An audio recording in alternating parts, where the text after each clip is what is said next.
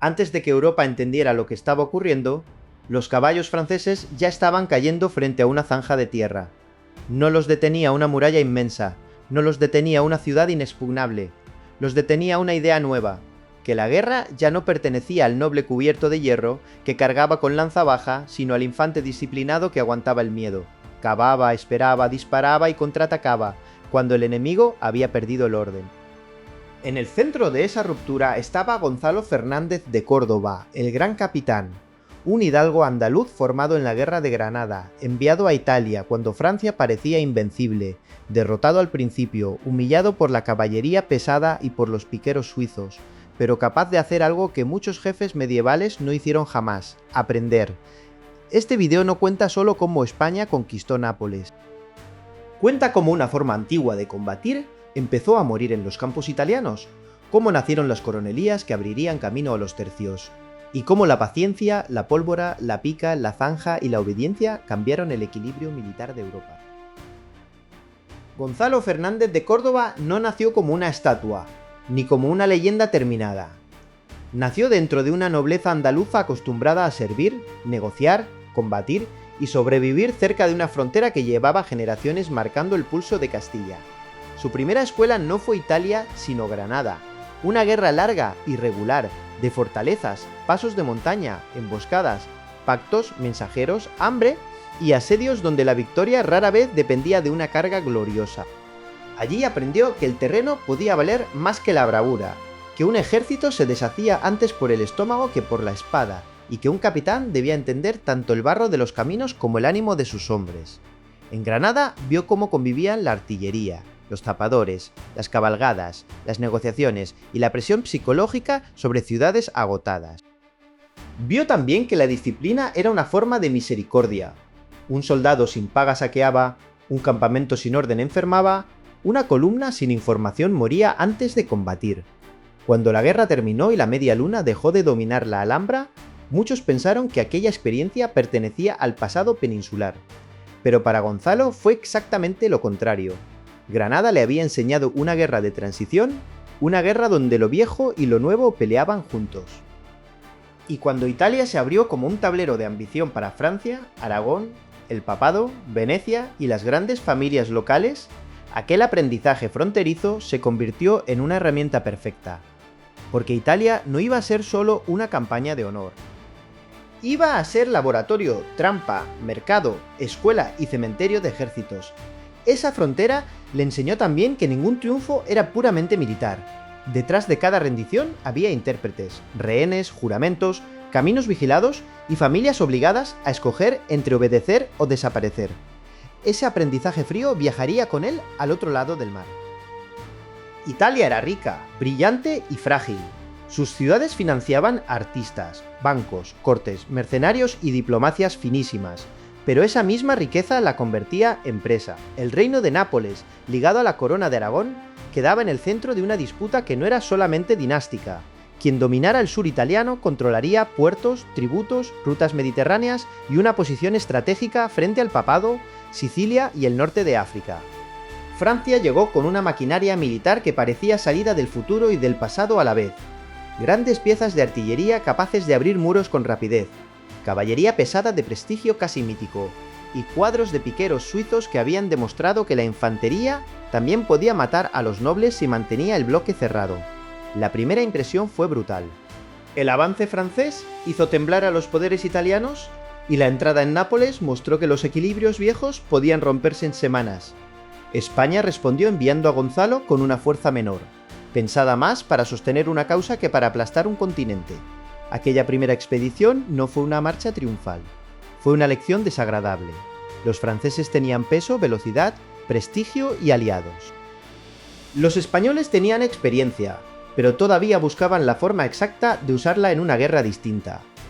En los campos del sur, Gonzalo descubrió que la valentía aislada no bastaba.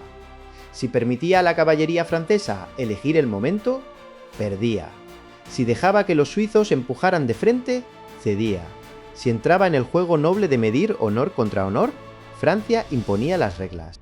Así empezó a nacer su verdadera revolución. No vencer al enemigo donde era fuerte, sino obligarlo a combatir donde su fuerza se volviera torpe. La península italiana funcionaba como un espejo incómodo. Todos hablaban de derechos, herencias y legitimidad. Pero debajo de cada argumento había dinero, puertos, prestigio y miedo a quedar rodeado. Gonzalo llegó a ese mundo sabiendo que cada aliado de hoy podía ser el cálculo de mañana. La derrota de Seminara fue el golpe que separó al capitán orgulloso del reformador peligroso.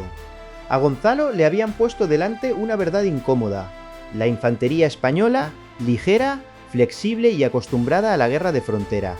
Podía ser valiosa, pero no podía chocar sin preparación contra la combinación francesa de caballería pesada y piqueros profesionales. Aquella derrota no destruyó su reputación, la afiló. Muchos jefes habrían culpado a la mala suerte, al terreno, a los aliados o al valor excesivo del enemigo. Gonzalo hizo algo más frío. Leyó la derrota como un informe. Comprendió que sus soldados necesitaban ordenarse de otra manera. No bastaba con rodeleros valientes ni con escopeteros sueltos. Había que mezclar armas, funciones y ritmos. Las picas podían fijar, las armas de fuego podían romper, la espada podía rematar, la caballería ligera podía hostigar, reconocer y perseguir, y la artillería podía abrir o condicionar el campo. Pero todo debía estar coordinado. La unidad no podía ser una masa feudal reunida alrededor del prestigio de un señor. Tenía que convertirse en una herramienta con piezas distintas. En Calabria, Gonzalo evitó choques suicidas, explotó montañas, pasos, fortalezas menores, caminos pobres y la dependencia francesa de suministros. La guerra se volvió menos teatral y más cruel. Cortar comunicaciones, recuperar plazas, cansar al adversario, negar alimento, aparecer donde el enemigo no esperaba. Allí el gran capitán empezó a ganar sin necesidad de exhibirse siempre como héroe. Su prestigio no nació únicamente de una gran batalla, sino de su capacidad para transformar una campaña desfavorable en una red de pequeñas ventajas. Esa fue la base psicológica de todo lo que vino después. Aceptar que la gloria debía obedecer a la eficacia desde entonces. Su mando empezó a premiar al soldado que resistía más que al que presumía. Esa diferencia parece pequeña, pero cambia un ejército entero. Convierte el valor individual en una pieza de una máquina mayor y obliga al enemigo a estrellarse contra una voluntad colectiva. Cuando Francia y España volvieron a disputarse Nápoles, el tablero ya no era el mismo. Gonzalo regresó con más oficio, más cautela y más enemigos atentos. La guerra ya no podía disfrazarse de intervención limitada. Era una pelea directa por el dominio del sur italiano. La división pactada del reino se volvió veneno en cuanto cada parte interpretó las fronteras a su favor. En los pueblos, castillos y llanuras de Apulia, soldados españoles, italianos, alemanes, franceses y suizos se mezclaron en una guerra internacional antes de que Europa tuviera una palabra cómoda para describirla. Los hombres de Gonzalo pasaron frío, hambre y retrasos de paga. La leyenda suele enseñar solo la victoria, pero antes de la victoria hubo motines, cansancio, dudas y una sensación peligrosa de abandono. Un ejército no se mantiene unido solo con discursos. Se mantiene con pan, botín esperado, confianza en el mando y miedo a perderlo todo si se rompe la disciplina. Gonzalo tuvo que negociar con sus propios soldados casi tanto como con sus aliados. Su autoridad se construyó en ese borde: firmeza sin ceguera, promesa sin ingenuidad, cálculo sin perder el símbolo. Mientras los franceses confiaban en imponer una batalla decisiva con la fuerza de sus armas tradicionales, él preparaba una respuesta menos vistosa. Observó caminos, pendientes, viñedos, zanjas, posiciones elevadas y puntos donde la caballería perdería impulso. Mandó cavar, ordenar, esperar. Para un mundo acostumbrado a celebrar la carga, aquello parecía defensivo, casi cobarde. Pero la modernidad militar muchas veces empezó así, con hombres llenos de barro haciendo trabajos que ningún trovador cantaba, hasta que el enemigo descubría demasiado tarde que la tierra también podía combatir. En esa espera nació una de las virtudes más difíciles para cualquier ejército: no moverse solo porque el enemigo provoca, no atacar solo porque los hombres están impacientes, no desperdiciar una fuerza pequeña en un gesto brillante pero inútil. Gonzalo convirtió la contención en arma. La jornada de Ceriñola convirtió una preparación paciente en una ruptura histórica.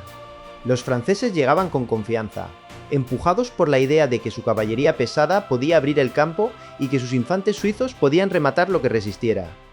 Frente a ellos, Gonzalo no colocó a sus hombres como si quisiera ganar belleza, sino como si quisiera ganar tiempo. La zanja, el talud, las posiciones de arcabuceros y espingarderos, los piqueros y la reserva formaban un mecanismo. Cada parte parecía humilde por separado. Juntas eran una trampa. Cuando la caballería francesa avanzó, la tierra le robó velocidad. Cuando intentó recuperar orden, el fuego la castigó. Cuando los suizos y gascones presionaron, encontraron una defensa que no buscaba lucirse, sino absorber el golpe y devolverlo cuando el enemigo estuviera descompuesto. La muerte del duque de Nemours, alcanzado durante el combate, fue más que una pérdida de mando. Fue un símbolo. El noble brillante caía en un campo donde la valentía aristocrática ya no decidía sola. Aquello no significaba que la caballería desapareciera, ni que las armas de fuego fueran mágicas. Eran lentas, imprecisas, vulnerables y dependían de disciplina. Pero por primera vez en una gran escena europea quedaba claro que un capitán capaz de combinar terreno, infantería, pólvora y reserva podía destrozar a una fuerza de prestigio superior. Ceriñola fue rápida, sangrienta y desproporcionada. En menos tiempo del que una corte tardaba en discutir una alianza, el ejército francés había perdido impulso, jefe y mito. Gonzalo no había inventado la pólvora ni la pica, pero había entendido cómo ponerlas a obedecer dentro de una misma idea para los supervivientes. La escena debió sentirse como una traición del mundo conocido. La armadura seguía brillando, los linajes seguían existiendo, los estandartes seguían ondeando. Pero el campo había decidido que el prestigio, sin orden ni terreno favorable, podía morir como cualquier peón. Después de la victoria, el campo no parecía una pintura heroica, sino una cuenta moral imposible de cerrar. Cuerpos franceses y españoles yacían mezclados en la tierra, y el silencio posterior a una batalla podía ser más pesado que el ruido. La tradición atribuye al gran capitán un gesto que resume bien la tensión de su figura: ordenar un toque de oración por los muertos, sin reducirlos a enemigos sin alma. Ese detalle, más allá de cómo lo haya adornado la memoria, encaja con una verdad profunda de la guerra de la época. Los vencedores necesitaban controlar también el significado de la sangre derramada. Gonzalo era duro, calculador y político, pero sabía que un ejército cristiano, matando a otro ejército cristiano en Italia, necesitaba una explicación que no fuese solo saqueo. Ceriñola elevó su nombre, pero también le abrió un problema. Ganar una batalla no era lo mismo que asegurar un reino. Los franceses aún podían recomponerse, las ciudades podían cambiar de lealtad, los aliados italianos podían calcular de nuevo, y los soldados españoles podían exigir la recompensa que sentían merecida. Cada victoria aumentaba la fama del capitán, y al mismo tiempo la sospecha de los reyes hacia un hombre demasiado querido por sus tropas. El gran capitán no solo tenía que vencer a Francia, tenía que gobernar la victoria, convertirla en control territorial, impedir que la indisciplina destruyera lo ganado y demostrar que su nuevo modo de combatir no era un accidente. La revolución militar no se consolidó en el primer disparo. Se consolidó cuando un sistema demostró que podía repetirse, adaptarse y seguir funcionando bajo lluvia, hambre y presión política. La victoria necesitaba convertirse en relato porque todos los bandos sabían que Italia observaba.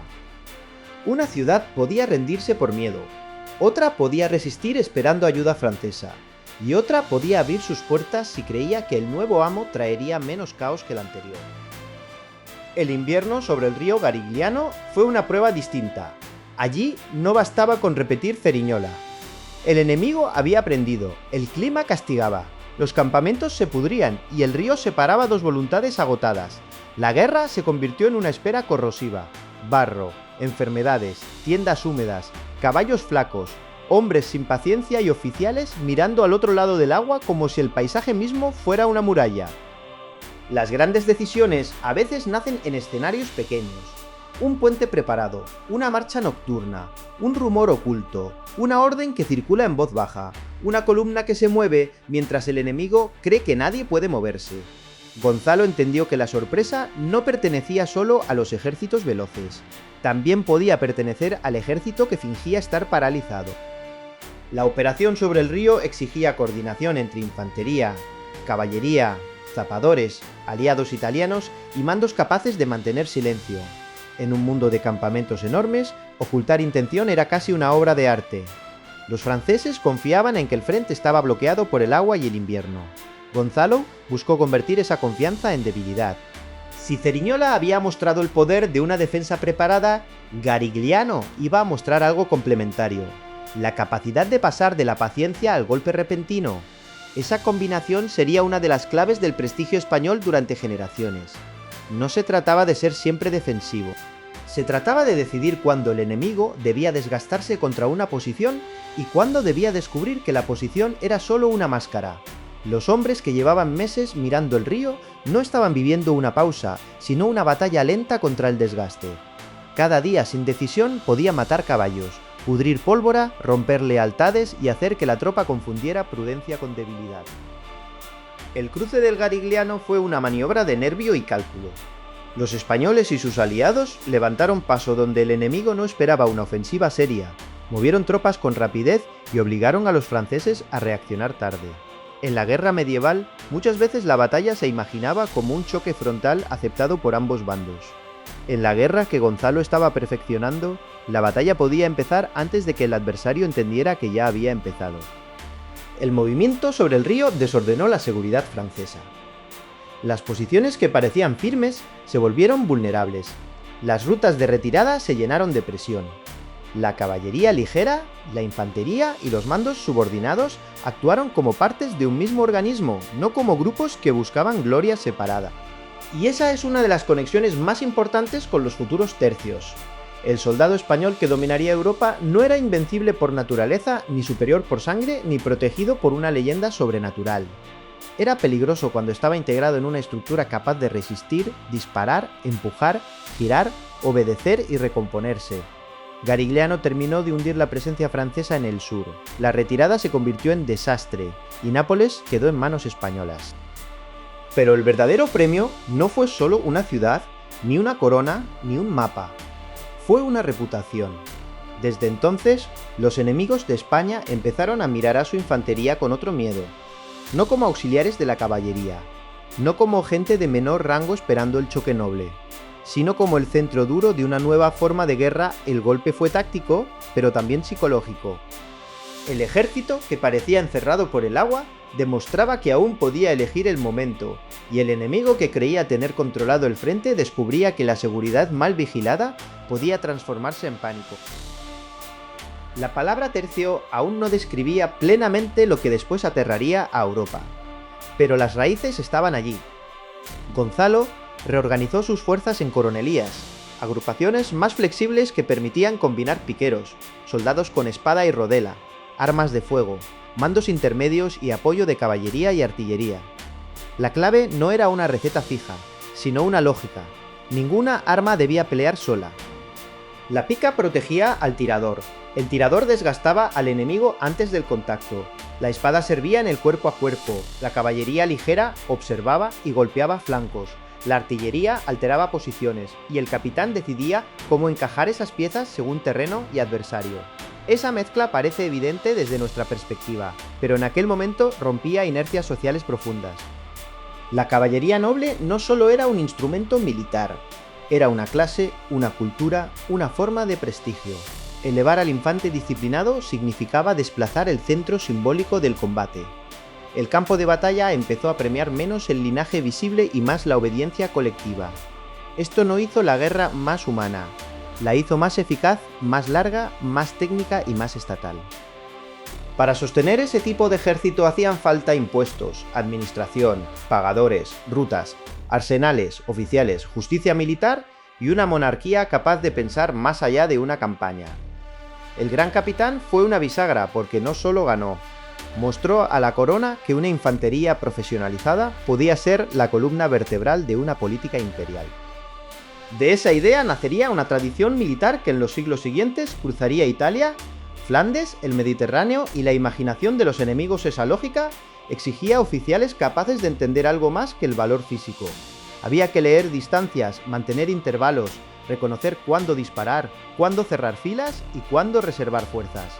La guerra empezaba a parecer menos un duelo y más una arquitectura móvil.